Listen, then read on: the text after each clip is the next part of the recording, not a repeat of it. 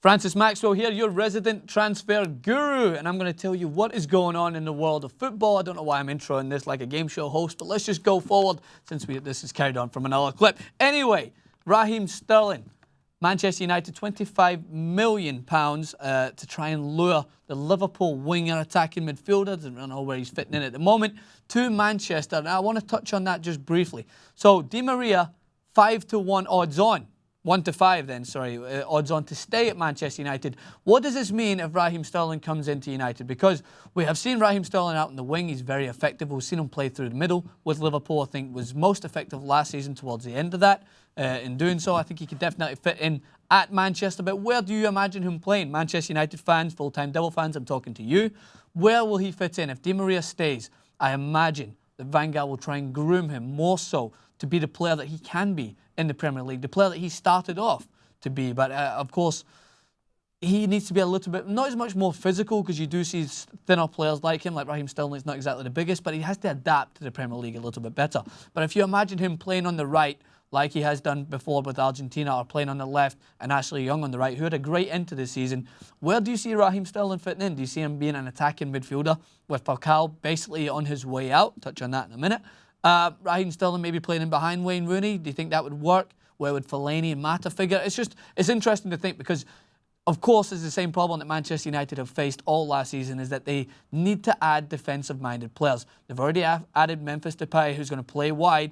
Where is Raheem Sterling going to play? They keep adding attacking players. They need to add some defenders in there. This is what's needed. This is what Manchester United lacked last season. This is why their title challenge didn't hold up towards the end of the season, and this is something that has to be adhered to before next season comes up. So, the next transfer rumour talking about is Falcao is trying to basically, he's got a fresh new haircut, he's looking a lot better, he won't be playing with his hair on the field as much, but he also is thinking about going to Chelsea. This is a move that was rumoured around just towards the end of the season there, and I don't know how I feel about this, because I was a big fan of Raheem Falcao before he went to Manchester United. I was a big fan of him mainly before he went to Monaco, actually. I thought he was fantastic at Atletico Madrid.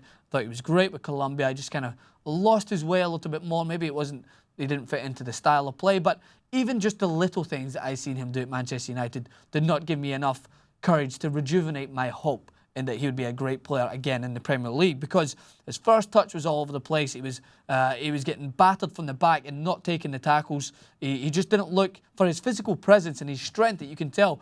Again, similar to Di Maria, he just didn't look like he adapted to the Premier League. Fair enough, it's only one season. I think that it's not going to make a difference whether he goes from Man United to Chelsea. Yes, they are a better team on paper, but Manchester United had good enough players around them, good enough players feeding him the ball to feet, that he could do the little things, get his confidence up, and get the fans' confidence up that he's a good player to play for them. And I think that Chelsea fans will be, I guess they'll be a little bit happy, another superstar name coming in, but based on what they've seen throughout the season, they're not going to be overjoyed. He's definitely not going to take Costa's place up there. Or even if he does partner with Costa, how does that change Mourinho's plans? You know, his 4-5-1 works better than any team in the Premier League, so why would he change it? I guess he's just going to be another player to sit on the bench, maybe with like Remy, and interchange when Diego Costa goes on his bipolar, kicks out or punches or whatever and gets suspended. Could be a fitting backup, but again, he was a backup for Man United this season. He didn't like it. Is he going to Chelsea with the hope that he'll be a starting player? Let me know what you guys think. Next up, we have to confirm, obviously, it's been confirmed, the plumber of football, the guy who I said is the hardest working player in the world of football, James Milner, is going to Liverpool. Is he the signing that Liverpool fans would be sitting on the edge of their seat waiting? No, because they haven't done that since they lost Suarez. Liverpool fans need to say a big name who can basically get everyone on board again, that this team can somehow, not even just conjure up a title challenge in the near future of what they did 2 seasons ago with Suarez, but a team that is going to be good enough to mix it with the best, because they had a disastrous end to the season. The first thing that Brendan Rodgers, after being given his vote of confidence, has to do is start to rebuild Liverpool as a team that is not a feeder club to other teams. Selling Raheem Sterling to Man United will be a massive kick in the stones. So they have to bring in a big name. James Milner's a pretty adequate signing, I would say. He's a good player.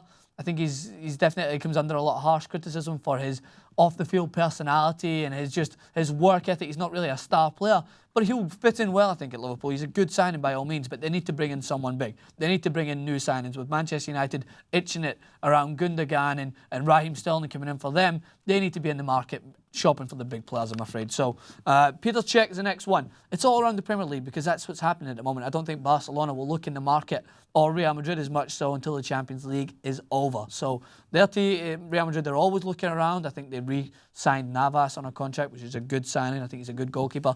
But no real big-name signings, whereas everything's happening in the Premier League. Petr Cech has been... there's rumours going around that he's going to choose his own club to go to. Arsenal has been tipped as a favourite.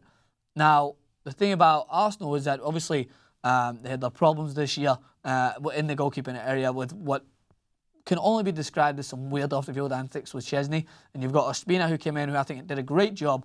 Now they're looking to bring in Petr Cech, who's had a season at being a backup for Courtois. Another player similar to Falcao. I think Cech's a great goalkeeper. I could have seen him going somewhere to maybe Tottenham if Lloris went to Manchester United, if De Gea went to Real Madrid. Because I imagine he wants to be a starting goalkeeper.